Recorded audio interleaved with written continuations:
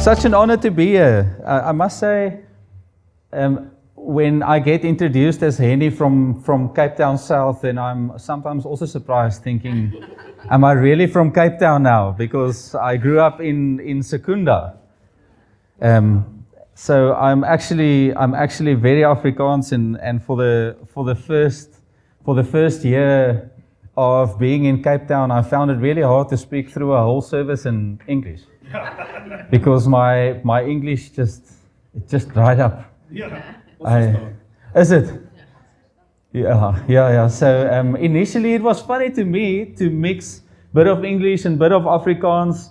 But then I saw there's so many students in our congregation that every time I speak in Afrikaans, then I completely, like they look like a donkey staring into a tunnel, or whatever, like deer into a headlight, or whatever. You can choose your or a Sewende Laan end of scene stare. You know, there's many type of stares that you can get that looks like that. But all of our students were like, every time I switched to Afrikaans, you could see they're like,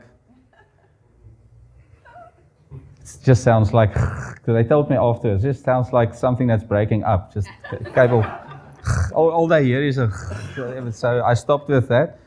And now, almost in a way, I feel this morning again speaking to people that actually understand Afrikaans to maybe throw in a paar Afrikaans words there, which should be helpful. I think firstly, Kobus, I just want to honor you guys. Something I sensed from I started praying for this morning and for your church family was just the sense of realness and family and belonging. You know, I got the sense as I started praying and preparing for this morning that Danny, you don't have to fend any part of yourself off. You can just go be anything. Yeah. And I think if I felt that even before I got here, I just want to honor you guys. Yes, well done for what you're doing. And obviously they can't do it by themselves. So for each one of you that actually like behave like family when you see each other and when you see new people and all that, actually maybe for you it's very normal. But for someone that's coming and not knowing family within a church family perspective, you set a standard that the world can't offer them. So I just want to honor you guys for that. Thank you for that. So when Kobus said you guys don't use slides, I thought, well, then I'm also not using my electronic things to do that. So I have my notes on a paper, and I will be reading from my Bible with you. So I think before I start, coming from last Sunday's sermon, I felt a bit undone. I don't know if you've ever felt that. Like sometimes when you meet with the Lord, like He takes you apart and He puts you back together again. But sometimes there's just so many things unraveling in your time spent with Him that you actually feel undone. You feel like there's just so many things. So after the service, I actually felt to go just lay down somewhere, but I couldn't because it was Father's Day. And being the father of 4, there's not a chance of laying down somewhere without someone finding you. Even the kids will divide and conquer; they'll find you somewhere. But also, we were visiting with friends. But I felt undone, and it took me the better half of like a day and a half, even after the Sunday, to just start feeling, okay, I'm busy finding my feet now. It feels emotionally like, okay, things are coming together. But for me, it reached its pinnacle Wednesday evening when I finally, maybe you also get there sometimes when you feel like you're busy unraveling, where you just reach this point where you know, sitting, contemplating, intellectually figuring out stuff is not going to work. I'm going to have to go sit with the Lord and actually just take that time, sit down and say, Lord, I've cleared the rest of the day, the rest of the evening, the rest of whatever's left of this day. I'm going to remain here and you and I are going to figure this out. So Wednesday evening was that evening for me where I just felt, okay, I'm okay to just sit here now. Just listen to the Lord, spend time with Him. And it was so interesting, as I sat there praying, I felt so exposed. It's the weirdest thing. It came out that I felt Almost like when your dad hands you a task, or he sees you doing a task, and he leaves you to your own devices. He leaves you to figure it out on your own. That's what I felt like. So I started getting words for what I felt. I felt like unsupported. I felt like my dad seeing me battling with something, or something being handed to me, and I needed to take care of that, but I knew I didn't have it in me. And it was the weirdest experience. The moment I said, okay, Lord, obviously you're revealing something to me here. There's something of my dad. There's something of trust. There's something of you. There's something of feeling. There's an expectation. And I initially thought maybe it's the fear or the stress. We just spoke before the service about sharing in front of people. Maybe it's coming to a new church family, sharing here. But it was a coming together of so many different things. And I sat there, and the next moment I started praying through things that actually distorts or make it hard for me to hear from the Lord. I don't know if you ever did that. I don't know how you expect your conversation with God usually goes, but normally when we sit down, you think it's going to be like an open channel. I'm going to speak and God's going to speak and things are just going to flow and things are just going to work out. And often when it doesn't, we're just like, okay, this time is not working. The person didn't show for the meeting. I've been sitting here for 10 minutes. So God is obviously not in it for me today. You know, I've maybe not prayed the right thing, or maybe not did the right thing, or whatever, but I'm giving up on this time. But actually this time I felt the Holy Spirit lead me to address things that's complicating the relationship that I have with my Father. Have you ever prayed like that? Did you ever sit down and say, Lord, actually I'm just in the Spirit with you, addressing anything and everything that wants to complicate my relationship with you that's not from you? So if you are willing, before we jump into the word this morning, would you just close your eyes there where you are and just, Holy Spirit, I just pray that for each one of us, if there's anything that is complicating or distorting the simplicity of spending time with you, Father, I pray that you would please come and you would reveal it to us. Each individual in this room, Lord, would you come show them what is it that's complicating or distorting their relationship and easy communication with you. And just as you're sitting there with your eyes closed, the moment you see something, just submit it to the Father.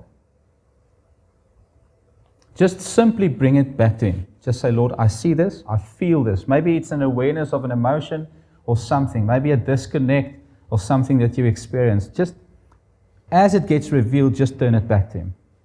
I'm just going to give a few moments. Amen. I want to encourage you, whenever you sit with the Lord and you feel this is not going the way I thought this was going to go, just take a moment and just realize that we are in a spiritual battle. Sometimes in a very spiritually loaded space. Don't just assume that conversation with the Lord is not going to work, based on anything. I think theologically, if we take enough time to sit down and think, we will easily convince ourselves and remind ourselves that what Jesus did was enough. The price that He paid was enough, meaning that this shouldn't be this hard. But sometimes we just stroll past it and we just think, okay, Lord, maybe next time. Don't wait for next time. That's the moment. That's the time. Okay. So for me, the Lord highlighted a few things, and then the next moment He said, okay, now we can speak about Brackenfell. And I'm like, okay, cool. So when I say I felt hurt, the Lord speak to me or whatever, I'm not every time going to say, God, I got the impression, God, like sometimes I'll just say the Lord said to me. I don't mean like I have a direct tunnel from the Lord. I just mean from my perception, that's what I heard the Lord say. So the next moment I felt Him say, okay, we can speak about Brackenfell now. And I'm like, Lord, what is on your heart for Brackenfell? What is it that you want to say? Because I felt one of the distinct words that I felt was speak from my heart. And I'm like, okay, the Lord, then tell me what is on your heart. What is it that you want to say? And the moment I asked Him that, I felt the Father say, go tell them I love them.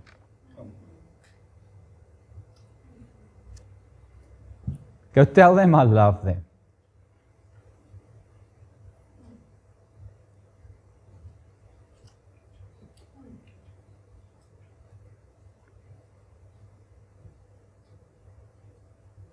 Go tell them I see them.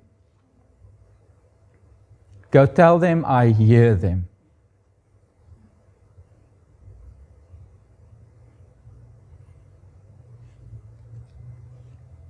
Go tell them I am not skipping one. I'm not missing one. Go tell them I see each one equally. I don't prefer some over others. Go tell them I love them.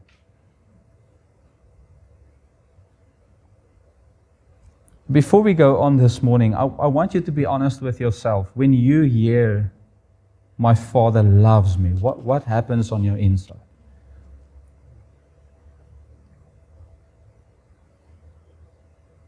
Because I felt various types of responses as I just sat and contemplated that the Father loves me. And that the Father's word towards each one of you this morning is that He loves you.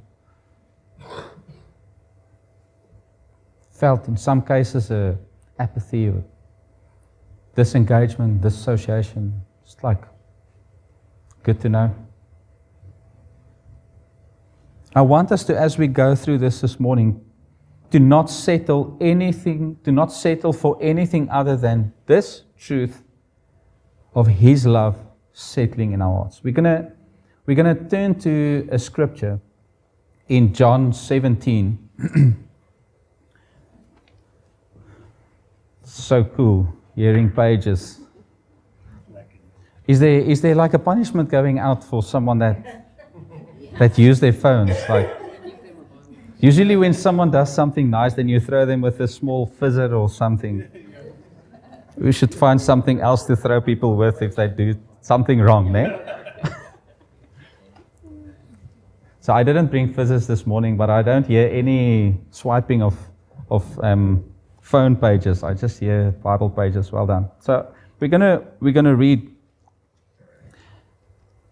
and it was so beautiful hearing also from the worship singing about the Father's love and just becoming aware of His presence. So just well done also for the worship team, not just allowing Claude or Copilot to pick the songs, fits together, but trusting the Holy Spirit to show you guys. Well done.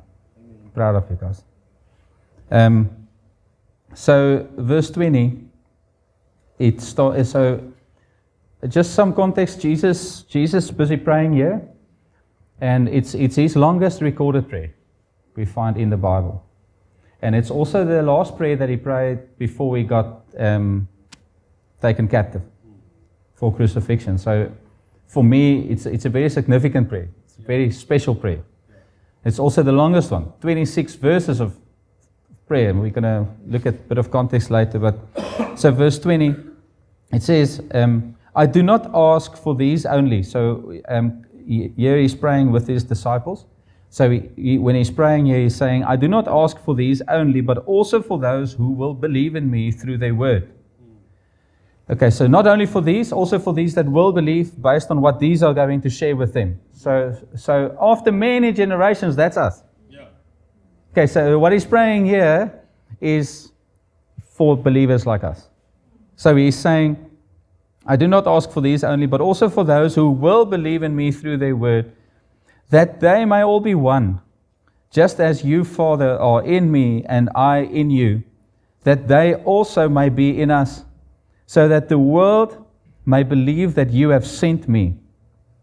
The glory that you have given me, I have given to them, that they may be one, even as we are one. I in them, and you in me, that they may become perfectly one, so that the world may know that you sent me and loved them, even as you loved me. Father, I desire that they also, whom you have given me, may be with me where I am, to see my glory that you have given me because you loved me before the foundation of the world. O righteous Father, even though the world does not know you, I know you. And these know that you have sent me. I made known to them your name, and I will continue to make it known, that the love with which you have loved me may be in them, and I in them. So when I read this, I love expository preaching, really taking the key words and all that from the Bible. So when I saw this, I realized that I have become used to not reading very specific the first time just to get the full story, because I know in a very short while I'm going to start breaking down every word definitions, context, stories, and all that. But before I did that, I just said, okay, Lord, show me what to do. What do you want me to do with this portion of Scripture? And the next moment I felt, I was sitting with my eyes closed like this, just waiting. And then I saw snippets of a movie that's busy being played off that shows what this means.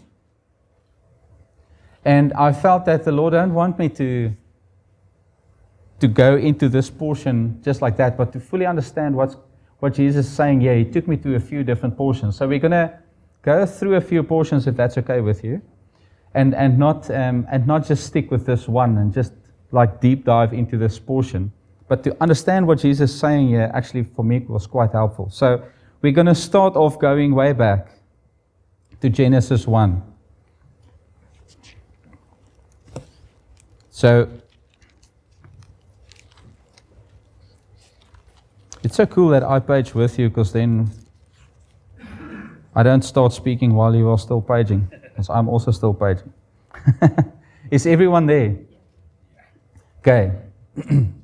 So Genesis 1 was now one of the snippets that I saw. Remember, we have read what Jesus prayed, and he prayed very specific things, and we're going to end off with that again, so don't worry. But we're going to see a few snippets of what I felt the Lord draw my attention to understand what does it mean when Jesus prayed that in John 17. Because we all have a particular way in how we give words meaning. Like, if you see house, you think of something. If you see mall, you think of something. If you see love, then you think of something. If you see parents, you think of something. So we ascribe meaning to a word. And I felt the Lord say, let me ascribe meaning to this word. Just to see what happens. So we're going to start with Genesis 1 verse 26, and it says, then God said, I'm reading from the ESV. Sorry, I don't know if there's a preferred Bible translation here for you guys. But. So then God said, let us make man in our image and after our likeness. So the first snippet I felt was God saying, firstly, turning to a family, us, saying, let us make someone, humanity, from family, from the us, and create them in a way that they will look like us, that they will resemble us. They will resemble something of what we have.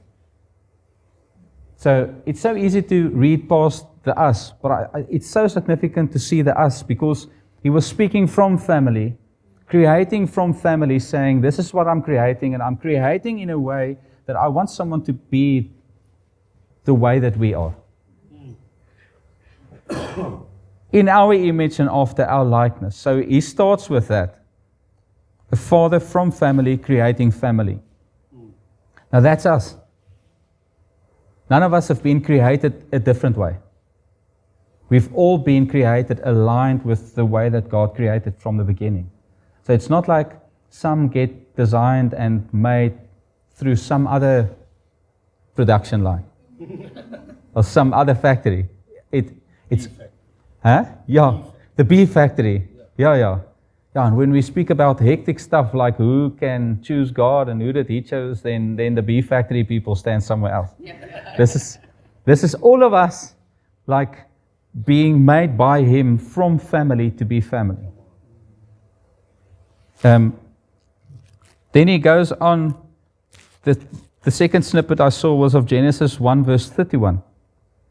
So, and God saw everything that He had made, and behold, it was very good.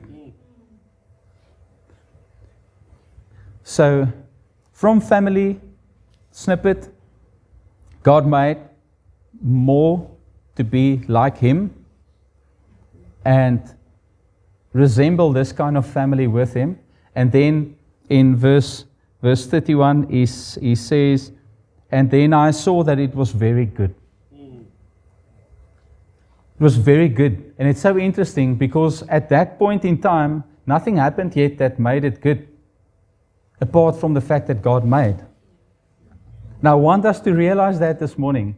When we are created from our Father, from family, being made into His image and His likeness, He says, you are very good. Before you've done anything. Before you've deserved anything. Before anything could give you value outside of the way that God sees you. Because only in Genesis 2 verse 15, and we can go there, the Lord God took the man and put him in the Garden of Eden to work and keep it. So it's interesting, follow the snippets here with me. So the Father creates, He made from family like Him, humanity like Him. He tells them, you are very good. And then from very good, He says, now from this very good, I want you to go tend and keep. To go work and keep. These two words are such significant words. If we take time on those two words will keep us busy for long. But in theory, those two words, the word work or tend means to cultivate. So whenever you walk into a space and there's other people, cultivate them. Whenever you walk into a particular space and there's farming needed, then cultivate it. So wherever I send you, whether it is to people or whether it is to things, make something beautiful of it. That's like, I give that to you. That's my gift to you. And then, so tend, keep, work is the one side of it, and keep is the other side. And keep means to guard or to maintain. So cultivate, call something to life, make something beautiful of this, and secondly, guard and maintain it. After, so He creates family towards family snippet. He tells them, you are good. And then He tells them, from being family, from being loved, I love you, I approve of you, now go live a mandate that I've bestowed upon you.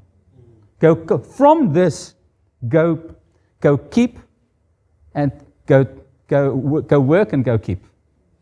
Make something beautiful from this. It's amazing the sequence that God follows here in these snippets, because we mix all them constantly. We are constantly trying to determine our value and our worth. When is God happy and when isn't He? And when am I good and when am I not? And He has a very clear image. Actually, when I thought about this initially, it would have been so funny, like, if, maybe not for everyone, maybe my sense of humor is different, but it would have been so funny because only later Adam starts naming things, right? So he didn't do anything really to this point yet. So can you imagine if it was like the other way around, when the Father would like, no, you don't get this right. Like, so standing with Adam, and I saw this funny image of God standing with Adam saying, what's that? And Adam's like, that's a giraffe. And God's like, nope. Not a giraffe, man. Okay, you're out. Okay, let's start over. Adam, back to ground. Let's get a new Adam. Adam, what's that? That's whatever. And they're like, yes, Adam. Okay, you can. So that was not the way that this thing worked. You know, he created someone, His image, His likeness. He said that it was very good. He mandated this very good with what He intended this very good to be busy with, which is us. It's just phenomenal, actually. Luke 3 is our next snippet.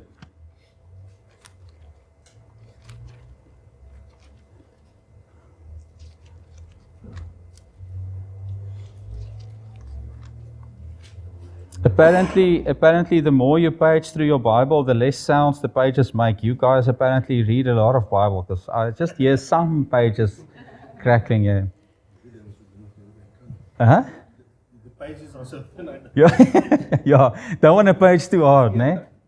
Okay, so Luke 3 is the next snippet that I want us to see. Verse 21.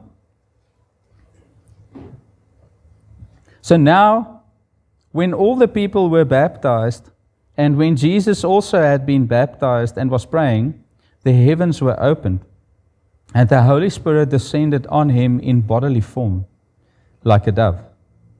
And a voice came from heaven, saying, "You are my beloved Son.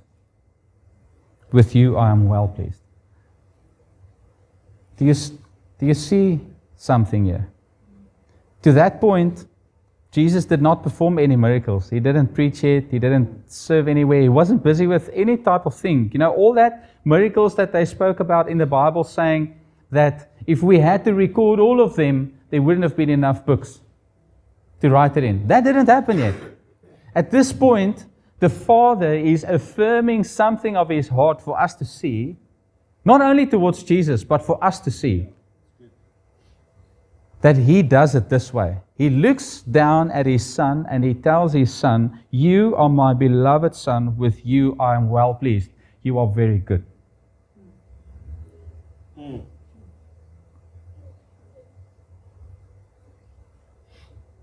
The next snippet, John 13.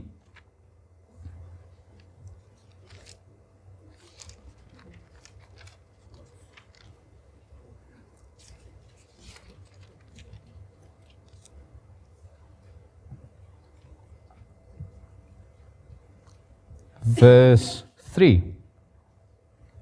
Look at this.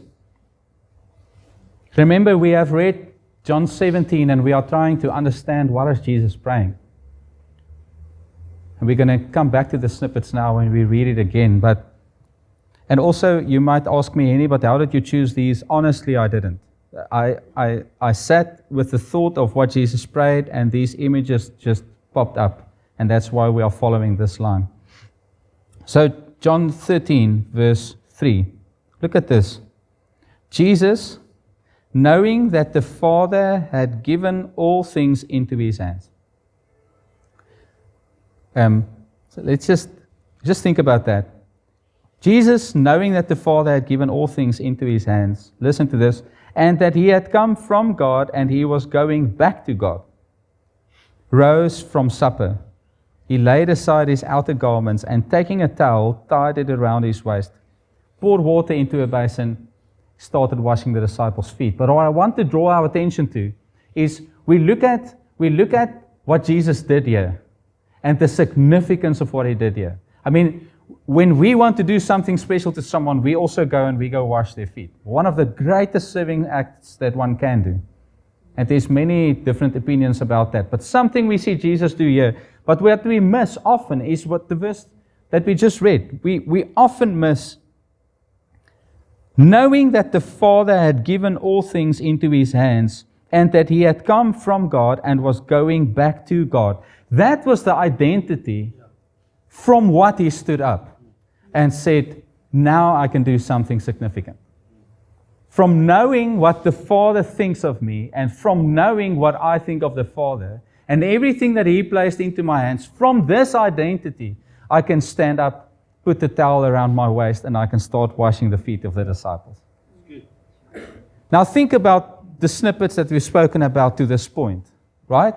There's something of an identity that we get missed when we actually think of standing up, putting a towel around my waist, doing the things that God told me to do, or doing the things that I think is expected of me, but actually missing the fact that my Father is constantly affirming and speaking life over me. handing me everything that I need. Sure.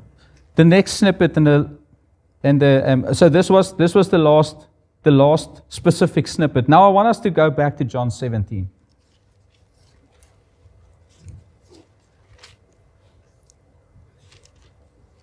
So, interesting about John 17, verse 1 to 5 of John 17, Jesus prays for himself. And in verse 6 to 19, Jesus prays for the men in the room, the disciples that's there with him. And then from verse 20 to 26, he prayed for us, specifically. I want us to read that again, and I want you to notice from these snippets that we just discussed, what are the significant things that you see? I do not ask for these only, but for all those who will believe in me through their word, that they may all be one. Remember the Father creating from one, from us, from a togetherness, from a family. Just as you, Father, are in me and I in you, that they also may be in us, so that the world may believe that you have sent me. Talking about a mandate there, right? The glory that you have given me, I have given to them, that they may be one. Again, look at that. That they may be one.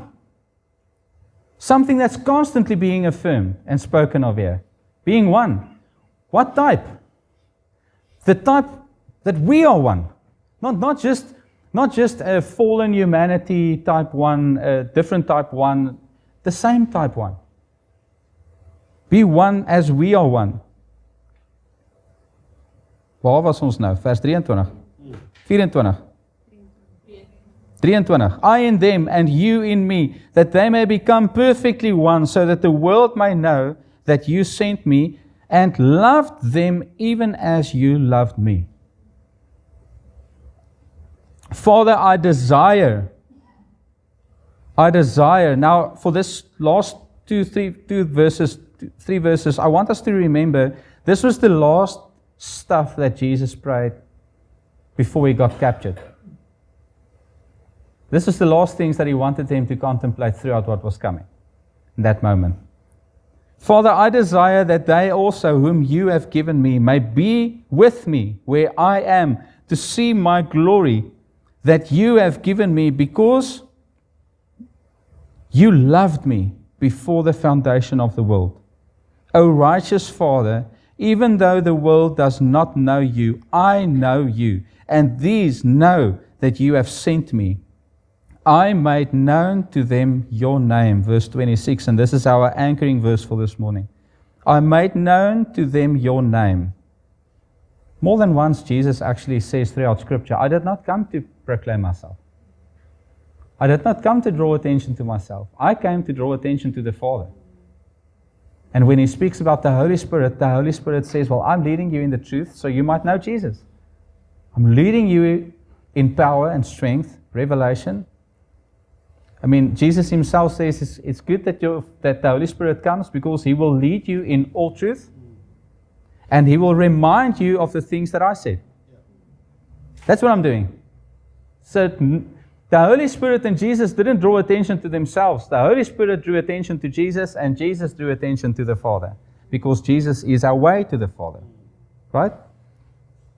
O righteous Father, even though the world does not know you, I know you, and these know that you have sent me. I made known to them your name, Father, and I will continue to make it known, that the love with which you have loved me may be in them, and I in them. The same love. So, what I felt this morning was that the Father is speaking over us, each one of us. You are made very good. You are made very good. You don't become very good by doing very good. You are made very good, because you are made in the image and likeness of your Father. Even before you did anything, here comes the mandate. Cultivate, guard and maintain with Him. from being one with Him, from being loved in Him, created in His image and in His likeness. Cultivate. Bring to life. I don't know in your circles, but in some of the conversations I've been in, we like to refer to calling out the gold in someone, bringing out the best in someone. You know, when we become people that live from being affirmed and loved in our Father, when we walk out and we step out, that's an inevitable part of our being. You don't step out and break down when you yourself don't feel broken down. The moment I'm loved, I step out and I love, I cultivate, I raise, breathe life as life has been breathed into me.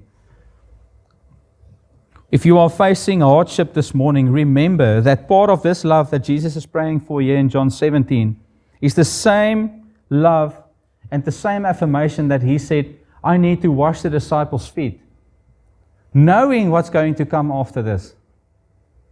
But what's more important than what I know in my environment is the fact that I am loved by my Father. I know where I came from, and I know where I'm going. Whatever you are facing today, from identity in Christ and being loved by a Father who created you a particular way, you will also be able to stand up. Put the towel around your waist. Maybe you've felt in some environments in your life that you've taken up the towel one too many times. Why should I always be the one? Can't someone else? And whether it's in your marriage, whether it's in your relationship with your children, whether it's in your workspace, doesn't matter where you're facing hardship, if you battle this morning to pick the towel up, even though you know it's something that God laid on your heart, it's something that's from Him, just stop a moment and just like Jesus, remember, what does my Father say about me? Where am I coming from? And where am I going? This is going to pass. And then what Jesus prayed, so beautiful. I made known to them your name, and I will continue to make it known. I want to make known your name, and I will continue to make it known, that the love with which you have loved me may be in them. And this morning, I want us to contemplate that for a moment. It's the love of our Father that shapes us. It's the love of our Father that transforms us. And it's the love of our Father that compels us, that moves us.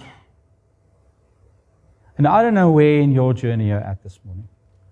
I don't know whether you've been running a very strong line in response to the Father. And maybe you have heard it before. Maybe you've never heard it before. Maybe you've not even contemplated the love of the Father. Maybe you've never even read this prayer of Jesus, realizing He's praying the same relationship that He had with His Father over us. He's praying a strength and an affirmation over you this morning because He's still interceding. The Word says that Jesus is still interceding for us. And if He prayed this right before we got captured, He's still praying that for us this morning. Father, may they be one. May they be one with us the same way. May they experience your affirmation and your love. And may from your love, may it be something that they know your name and your name and your love. That not a love, the love that you have loved me with. The love that opened the heavens and declared for everyone to see, this is my son. This is my daughter. That love, compelling them to stand up today and say, I'm picking up my towel. And I'm stepping out to declare your name. Share your name. Share your love. To invite those that I'm inviting to someone, not to invite them into some kind of distortion of the gospel, but to invite them into the creation, the love of our Father, and the continuous knowing of His name and His love that's transforming us. So as we contemplate that, I want you to just close your eyes, respond to what you feel the Lord is saying to you now. I just asked Lamil to play us a song. And I want to invite you to just respond. It's just a few minutes in which we're just going to say, Father, I want to just be intentional about what I just heard for a few moments. Just listen to the song and then I'll end off us.